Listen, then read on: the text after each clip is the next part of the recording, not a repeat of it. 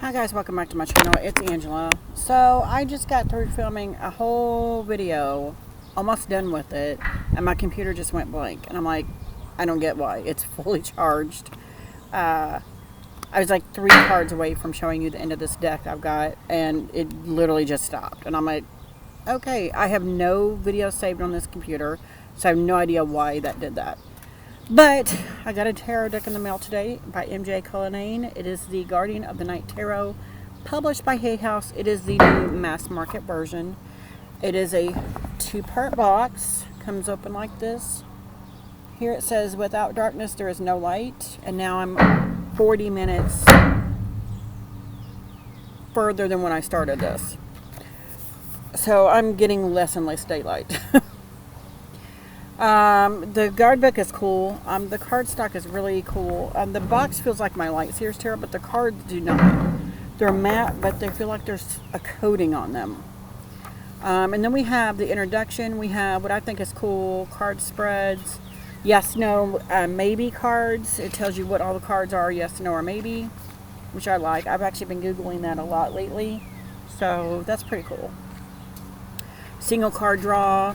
4-card spread, motivation, external influences, obstacles, wisdom. It gives you questions from the majors, which is cool. And then it goes right into the majors, or major arcana, and it's like 2 pages, and then it does the same for the minors. And then it goes into the last page is about the author. So that's pretty cool. There's 163 pages. Nice little chunky book. And I'm thirsty. I've just got off work a little bit ago. Came home, made Mexican pizzas. They turned out great. Everybody's full. So I'm going to run through these faster than I did before. This is the back. I read it last time.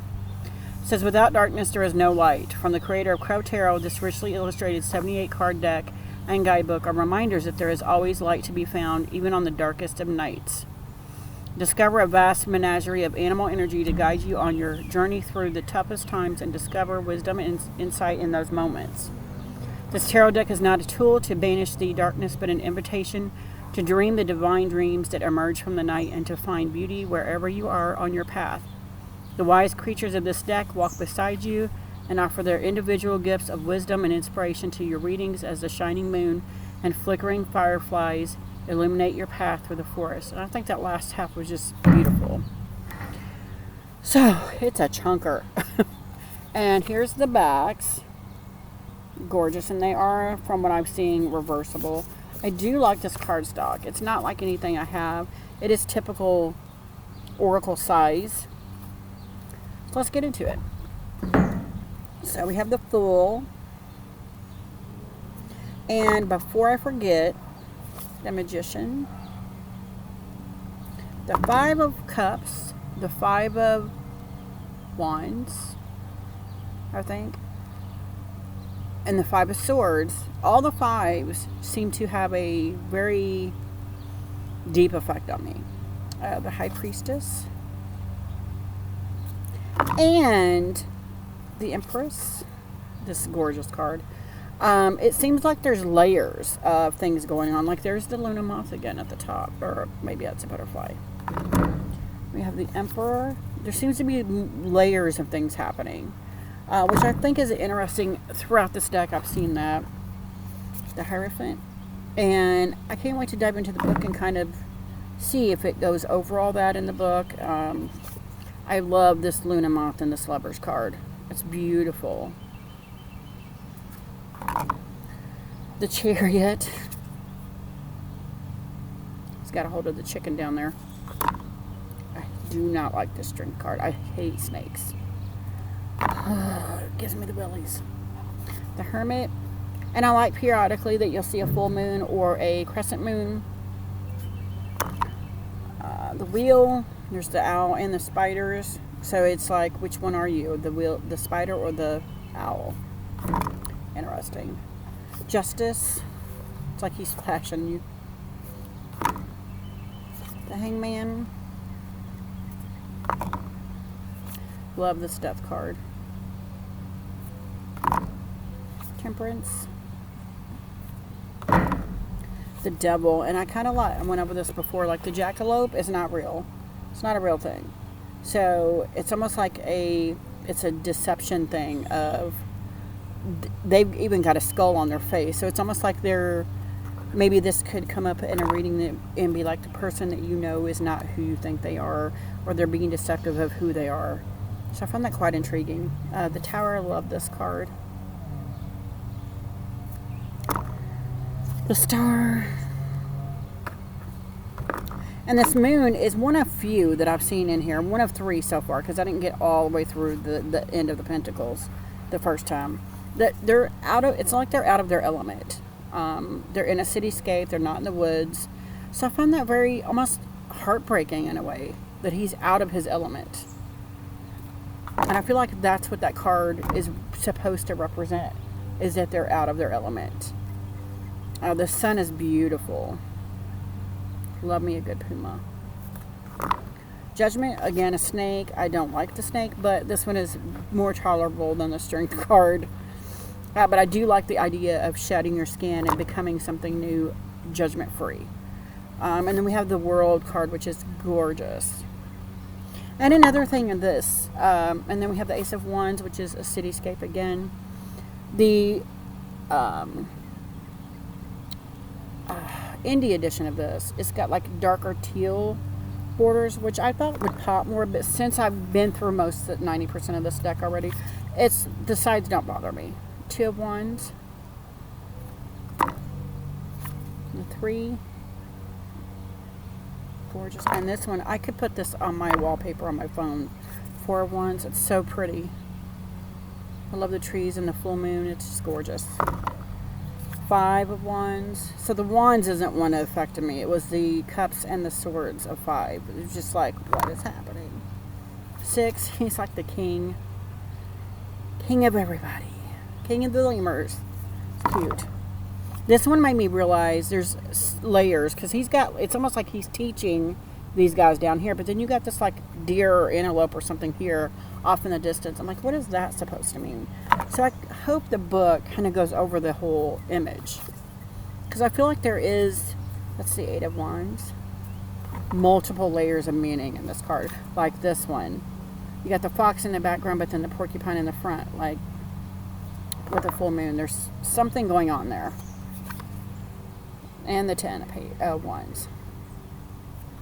And I do feel like they're fighting an uphill battle, because they're trying to go into the water. Page. Beautiful. Knight.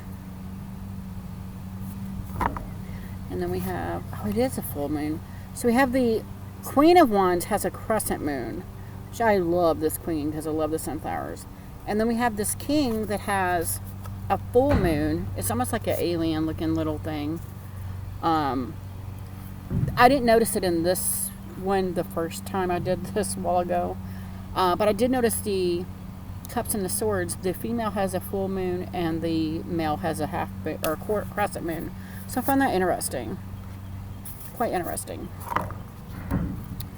We have the Ace of Cups. I love a little sun down here. 2 of Cups. Beautiful.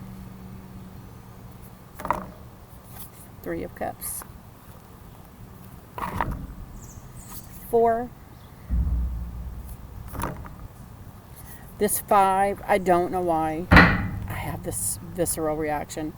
This moth is in my Stretch Tarot. It's not in the Death card, but I see this as a death form of the Death card. This moth. And it even has like a skull on it here. But there's this transformative meaning to this, darker meaning to this, which I see. But then you see the broken cups. And before, when I actually, there's ants everywhere too. Before, when I did this, I immediately heard broken dreams in this. And I'm like, these cups are broken. They can no longer be made whole again. They're gone. And I found that, like, they're not just spilled over. They're broken. They're shattered. They're no longer a thing. You can't just pick them up and refill them or wash them out. They're gone. And I just found that very final and very painful in this card. It was weird. Six of Cups, I see this as more of an ancestry thing, like the generations. You see the paintings of the elephant, and then you see the present ones. It's pretty cute. Seven of Cups, also saw ancestry in that. I don't know why, but I actually heard the word ancestors in that. And we have the Eight of Cups, gorgeous tiger. Gorgeous Nine. Peacock, beautiful. There's this fly that won't leave me alone. Ten of Cups, beautiful. A lot going on in that. And the Page. This Knight is gorgeous. Love the blossoms here. Queen and King also have, the Queen has the full moon and the King has the crescent moon. And I love those. But I don't know what's the significance of the full and crescent moon for the Queen and King. We have the Ace of Swords, beautiful. Two of Swords. And again, I get this ancestry thing with this, with the tusk. I don't know why, but I see tusk or hear tusk. I don't think of elephant. I think of mammoth, woolly mammoth, ancient ancestor. That's exactly the trajectory my mind goes when I see tusk. Four of Swords, beautiful. Look at him hibernating. He's cute. This five is very visceral to me as well. It's the third cityscape I've seen in here. And this is a human effect. And that is what probably made it more daunting, because I've seen this. In the fall and winter when they start running, there's so many that are hit because every summer somebody's taking down a part of their woods, more of their woods away to build houses. And I hate that. Six of Swords, beautiful. Love tortoises. Love panthers. Seven of Swords. It's Eight of Swords. I didn't know in the walkthroughs I've seen what this was because they moved it too fast, but I realized it's owls. And I love that there's no blindfold.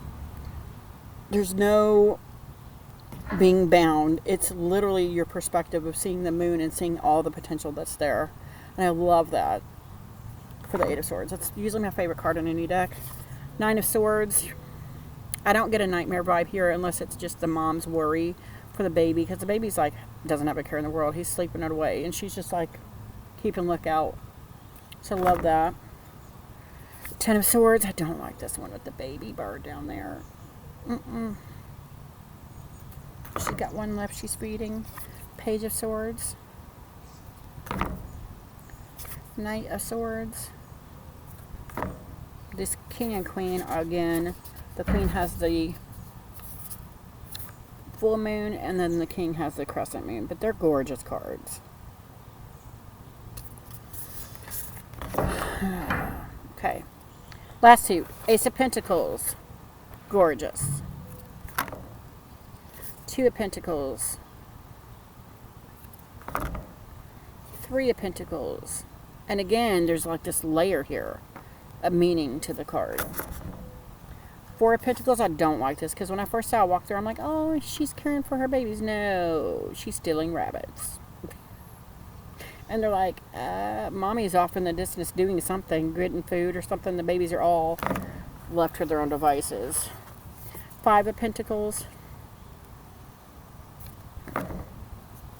Six, he's beautiful. Seven. 8. 9. Oh, look, he's dreaming of fishies. Cute. And this 10 is gorgeous, and this is where my computer gave out earlier. I mean, it literally just went blank and shut off, and I'm like, it's a brand new computer. Shouldn't have done that. So then we have the Page, and I think that's very fitting for an animal deck. In the Page. Knight. And then we have, there's no moon in the queen. But there is still a crescent moon in the king. So you have the queen and the king. And they're gorgeous. I like the, looks like a constellation as the crowns. So let's shuffle it and see where we go from here. It is a chunker. It is thick, but it shuffles really well. I think whatever coating is on the matte part, because it is matte finish. So whatever coating that is on there makes it more shuffleable. And I can riffle shuffle okay once they loosen up a bit. I'll be able to riffle shuffle better than that. But they overhand very well. So let's pull a card and see what the book says. I've been dying to see this book. Any advice you want to give me right off the bat? Three of Cups. Beautiful. Let's stick the rest of this in the back of the box. Look at the bottom. It's off the night sky. Gorgeous. Gorgeous deck. I love that feel. It's not too cardboardy. Just passed it right up. Oh wow, there's like 2.5 pages on the 3 of 2 full pages. I made a drink first.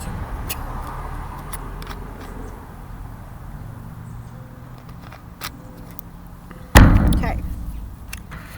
A few years ago, I had a neighbor who would escape the city on the weekends for a cabin out in the woods. One weekend, they forgot to lock the doggy door. A family of raccoons seized the very fortuitous opportunity. When it came time to create the 3 of Cups, I knew precisely what inspiration I was going to draw upon, because although I did not witness firsthand the aftermath from neighbor accounts, those raccoons worked together to throw quite the party. Can you imagine what it must have felt like for those raccoons? It must have been like winning the lottery. The 3 of Cups speaks to how you feel when you share a time of great joy with others. There is something magical about joining forces with others in celebration or just working toward a common goal that is sure to be a great success. There's a sense of community and belongings that keeps the passion burning within to keep moving forward. When you encounter the 3 of Cups energy, you will benefit from joining forces with those whose company you enjoy. Chores or tasks will be more fun and more productive when you enlist friends and family to help. Of course, work is always much more pleasurable when it's a work party. I don't know why my phone keeps doing that. It's been doing that all day.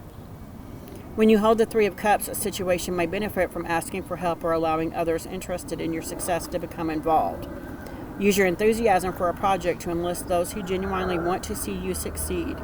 Not only will you gain an eager team ready to get to work, you will find the victory will be sweeter. If your task requires a hands-on approach, if you need to do physical work, call on the raccoon's energy, as this nimble creature possesses a heightened sense of touch. A shapeshifter and natural maker of shenanigans, your situation may benefit from using a little trickery when enlisting friends and family to help you with a task. Don't worry, they will thank you in the end for a great time. And then at the bottom it says raccoon, nimble, focused, clever, dexterity.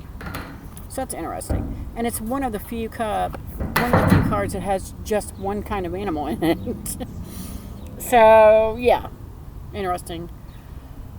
So that is I will be looking at later if it shows other animals in there. Let me actually look, because that showed that one's elephants. Oh, I opened it up to the 5 of Cups. Death's Head Hawk Moth is what that moth was. Mystery, loss, transformation, and camouflage. So it is about transformation in a way. I'm trying to say here. It's not showing any other animals on each one of these. I'll just have to figure it out later if there's more. That's crazy that I opened it up to that. That's interesting. So that is my newest deck, the mass version of the Guardian of the Night Tarot. So far I'm loving it. I'm very intrigued by some of the layers I saw in there, by some of the reactions I had to some of the cards were very interesting. I can't wait to dive deep into this. So yeah, if you guys have any questions, comments, concerns, don't hesitate to comment below. If you like this video, give me a thumbs up. If you want to see more, please subscribe. And don't forget to hit that notification button so you're alerted to any future videos. And you guys have a good night. Bye.